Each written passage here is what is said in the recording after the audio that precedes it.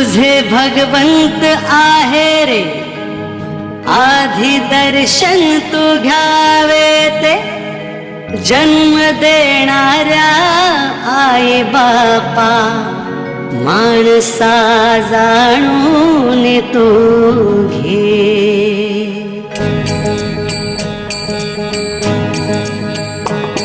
कर्माय पित्याची सेवा आठवून त्या पुंडलिकाला, कर्माय पित्याची सेवा आठवून त्या पुंडलिकाला.